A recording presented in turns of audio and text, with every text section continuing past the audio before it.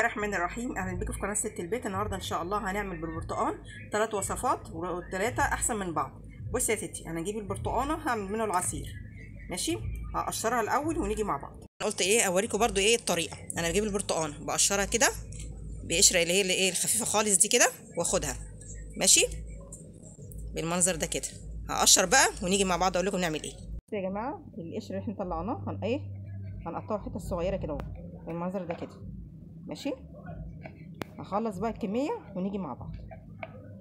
انا جبت صينيه ماشي وفردته بقى كده، هحطه تحت الشوايه ماشي ونيجي مع بعض. احنا عصرنا 3 برتقانات، هنعمل بقى عصير برتقان ماشي. ده بقى بقيه البرتقانه بعد ما قشرت طبعا القشره اللي فوق، خدت بقى البطن بتاعها اهي ماشي. هحط عليه ميه واحطه على البوتاجاز يغلي ماشي.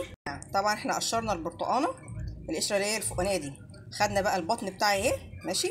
هحطه كده في اي حاجه واغليه في ميه ونيجي مع بعض. العصير يا جماعه بصوا اهو، شايفين ما شاء الله عامل ازاي.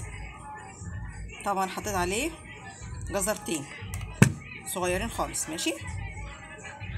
بعد ما طلع من الفرن يبقى بالمنظر ده تمام. عامل ازاي.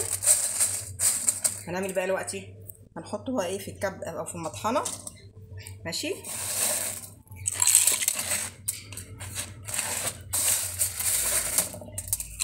هنحطه في المطحنه بقى ونطحنه ماشي.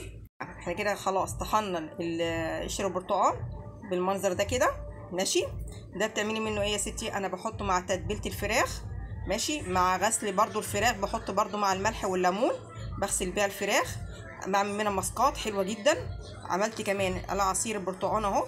ودي الميه اللي احنا طبعا قلت لكم اللي هي طبعا احنا قشرنا البرتقانه، البطن بتاع البرتقانه حطيتها في ميه وغليتها. الميه دي بعمل بيها ايه؟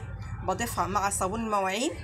بتجيبي برضو عايزه تنضفي الحيطان السيراميك والحاجات دي، بتحطي شويه منه مع صابون المواعين وكربونات صوديوم، وتحطي كمان كورول الالوان، وتحطي الخلطه دي وتقلبيها مع بعض، تغسلي بيها السيراميك بتبقى جميله جدا. تغسلي بيها البوتاجاز برضو حلو جدا. يعني البرتقال طلعني بيه 3 وصفات ماشي. وشكرا.